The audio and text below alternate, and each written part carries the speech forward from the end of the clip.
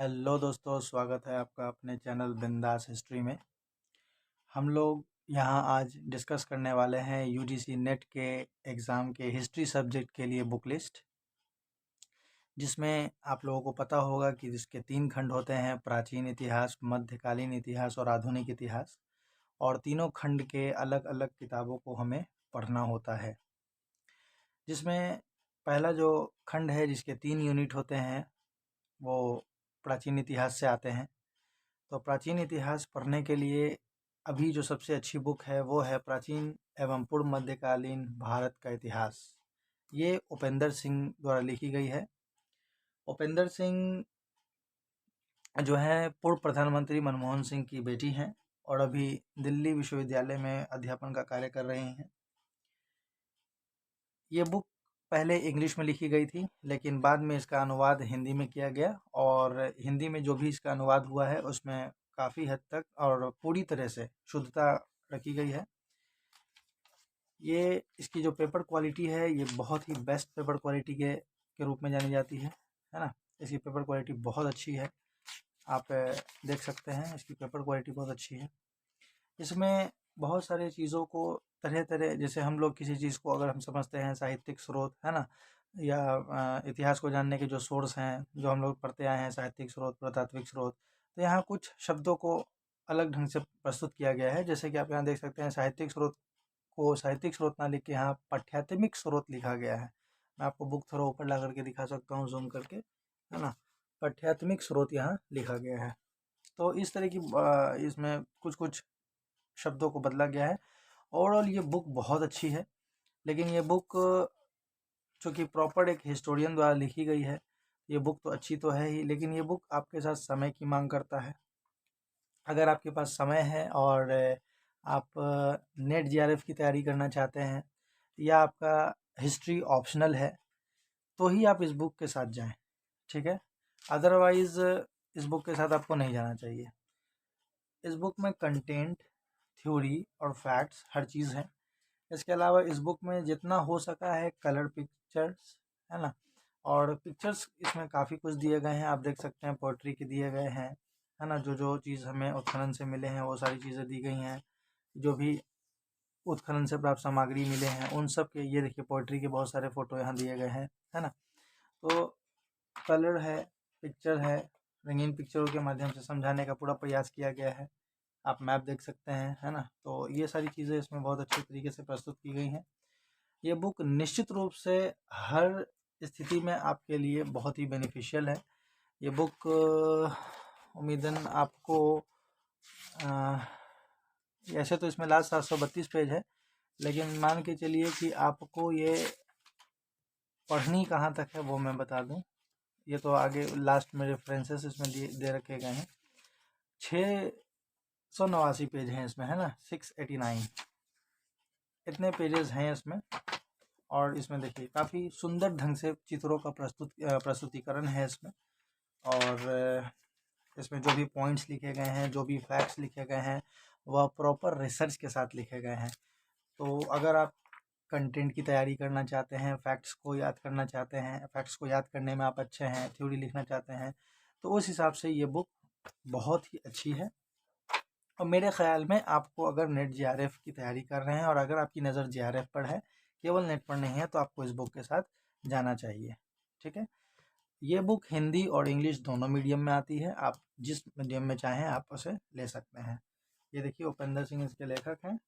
इनका जो प्राइस है ये 769 रुपये ये ऑनलाइन प्राइस है।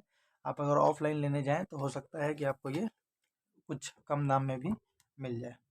एक और प्राचीन भारत के लिए बहुत अच्छी बुक मानी जाती है, प्राचीन भारत का इतिहास तथा संस्कृति, केसी श्रीवास्तव जी की। ये बुक हिंदी माध्यम के छात्रों के लिए बहुत अच्छी है ना। ये बुक हिंदी माध्यम के छात्रों के लिए बहुत अच्छी बुक है। इस बुक की कीमत 620 रुपये है, ऑनलाइन है। आप चाहे, मैंने इसे ऑनलाइन मंगाया था, आप चाहें तो आप इसे ऑफलाइन भी कंसीडर कर सकते हैं, है ना। वहाँ कुछ दाम आपको कम मिल सकते हैं।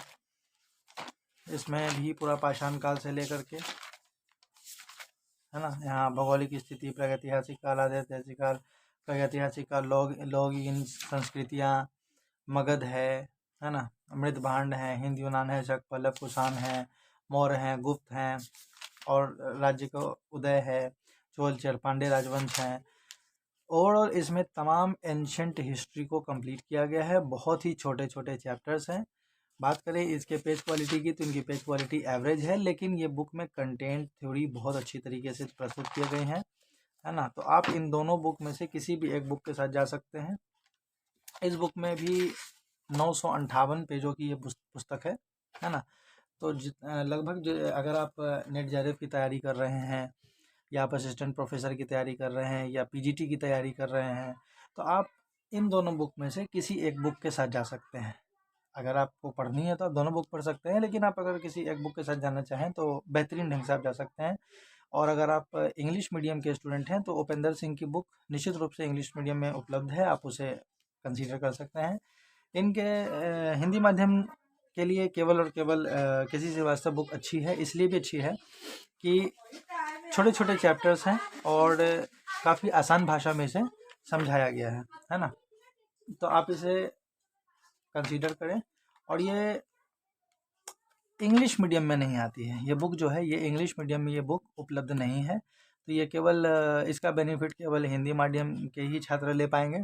और अगर जो भी अगर आपका मीडियम इंग्लिश है और आपकी हिंदी अच्छी है, अगर आपकी हिंदी आपको समझ में आती है, तो आप इस बुक के साथ भी जा सकते हैं, है ना। तो ये दोनों ही बुक बहुत ही अच्छी हैं। अगर आप इन पुस्तकों से तैयारी करते हैं, अपने नेट जेआरएफ की, असिस्टेंट प्रोफेसर की, एंशिएंट के लिए पढ़ते हैं, और ये बुक आपसे समय की मांग करता है, अगर आपके पास समय है और आप ये 958 पेज और 632 पेजों की किताबों को पढ़ सकते हैं, तो निश्चित रूप से आपको इन किताबों के साथ जाना चाहिए। इसके बाद इतिहास में दूसरा एक कालखंड शुरू होता है, वह होता है मध्यकालीन भारत का इतिहास। इसके लिए ये 2 बुक आती हैं, सतीश चंद्रा की ही 2 बुक हैं। ये वॉल्यूम 1 है, ये वॉल्यूम 2 है। वॉल्यूम 1 में केवल और केवल सल्तनत से मुगल काल तक का इतिहास है, जिसमें दिल्ली सल्तनत 1206 से 1526 तक का दे रखा है।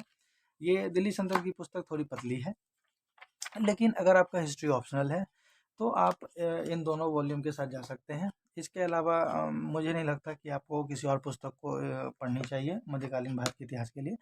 और भी एक अच्छी पुस्तक है हरीशचंद्र वर्मा की, उसकी भी 2 पुस्तकें आती हैं, 2 वॉल्यूम में, मध्यकालीन भारत दोनों ही वॉल्यूम में आती है। एक सल्तनत काल की रहती है और दूसरी सल्तनत मुगल काल की रहती है ना। तो मूल रूप से जिस तरह से ये 2 भागों में बांटी गई है, वह हरीशचंद्र वर्मा की भी पुस्तक बहुत अच्छी है, लेकिन वह भी थोड़ी मोटी मोटी पुस्तक है, मिला के होते ही उतने ही हैं। लेकिन आप इन पुस्तकों के साथ भी जा सकते हैं अगर आप यूपीएससी की तैयारी कर रहे हैं और उसमें आपका हिस्ट्री ऑप्शनल है, या आप टीजीटी की तैयारी कर रहे हैं, पीजीटी की तैयारी कर रहे हैं, या असिस्टेंट प्रोफेसर, या मोस्ट इंपॉर्टेंट नेट जेआरएफ की तैयारी कर रहे हैं, तो उसके लिए निश्चित रूप से ये बुक बहुत उपयोगी है। ये बुक हिंदी और इंग्लिश दोनों मीडियम में आती है। हरीश चंद्र वर्मा के साथ प्रॉब्लम ये है कि वो इंग्लिश में नहीं छपी है ना। तो बहुत सारे बच्चों को मजबूरन सतीश चंद्र को पढ़ना पड़ता है, और सतीश चंद्र को मजबूरन पढ़ने की जरूरत भी नहीं है। ये पुस्तक बहुत ही अच्छी है, आप इसे एक बार पढ़कर देखें, आपको इसमें काफ़ी सारे फैक्ट समझ में आएंगे, थ्योरी, इसके कॉन्सेप्ट बहुत क्लियर करके रखे गए हैं। और आप अगर इसका मेंस लिखने वाले विद्यार्थी भी इस बुक को अच्छे से कंसीडर कर सकते हैं। तो आप चाहें तो अगर आपको नेट जेआरएफ की आपकी नज़र अगर जेआरएफ पर है, तो आपको इन दोनों बुकों के साथ जाना चाहिए। अब बात करते हैं हम लोग इतिहास के तीसरे खंड, आधुनिक भारत की तरफ। तो आधुनिक भारत में मैं नाम लेना चाहूँगा आधुनिक भारत के इतिहास में बीएल ग्रोवर और अलका मेहता यशपाल की। ये बुक नेट जेआरएफ की तैयारी करने वाले के लिए भी अच्छी बुक है। अगर आप ये बुक ग्रेजुएशन के बच्चे भी पढ़ते हैं, अगर बीए पार्ट 3 में है, उन्हें आधुनिक भारत का पेपर पढ़ना होता है, या अगर आप पीजी कर रहे हैं, एमए कर रहे हैं, तो उसमें भी आधुनिक भारत के पेपर के लिए ये बुक बहुत ही अच्छी बुक है। नेट से इसमें ये एस चंद पब्लिशिंग की है। Net net net UGC net में इसमें काफ़ी सवाल इससे सीधे भी पूछ लिए जाते हैं, है ना। और ये आधुनिक भारत के इतिहास के लिए बहुत अच्छी बुक है। इसमें फैक्ट्स के भी संतुलन मात्रा में फैक्ट्स भी दे रखे हैं, और कॉन्सेप्ट्स को भी संतुलित ढंग से इसमें प्रस्तुत किया गया है। तो ये बुक निश्चित रूप से बहुत अच्छी है। अगर आपका हिस्ट्री ऑप्शनल है, या आप नेट जेआरएफ की तैयारी कर रहे हैं, तो आपको आधुनिक भारत के लिए इस बुक के साथ भी जा सकते हैं। और एक और बुक आती है स्पेक्ट्रम की आधुनिक भारत, है ना, आधुनिक भारत का इतिहास। इसे यूपीएससी की विद्यार्थी, ऐसा कोई भी यूपीएससी का विद्यार्थी नहीं है जो इस बुक के बारे में ना जानता हो, या इस बुक को वो आइडेंटिफाई नहीं कर सके, है ना। ये बुक हर यूपीएससी एस्पिरेंट के घर में, हर नेट जेआरएफ करने वाले विद्यार्थी के पास, अगर वो इतिहास से ऑप्शनल, अगर उसका इतिहास ऑप्शन पेपर 2 है तो, या वो स्टेट पीसीएस की तैयारी कर रहा है, तो वो इसके पास स्पेक्ट्रम ज़रूर होती है ना। और स्पेक्ट्रम निश्चित रूप से आधुनिक भारत के लिए बहुत अच्छी बुक है।